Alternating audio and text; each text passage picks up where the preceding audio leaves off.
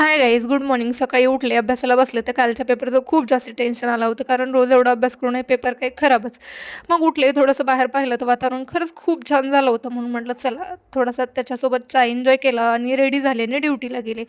Duty करून परत आले, तर परत आल्याच्यानंतर इतका जास्ती थकवा जाणवतो, की सांगूच नका. हालत बेकार असते आणि रूमची हालत माझ्या खूप बेकार असते. तर ज्या ठिकाणी बसला त्याच ठिकाणी बसून राहावं वाटतं. फ्रेश झाले, नंतर ब्लिंकेटवरून थोडं नारळ पाणी हे ते मागवलं. नंतर खालच्या वहिनीने मला आणून दिलं होतं जेवायला, जे की एकदम मस्त होतं. खिचडी कढी आणि गाजराचा हलवा. त्यानंतर रूममधलं सगळं डिफिकल्ट काम म्हणजे या बॉटलमध्ये तेल ओतून ठेवणं.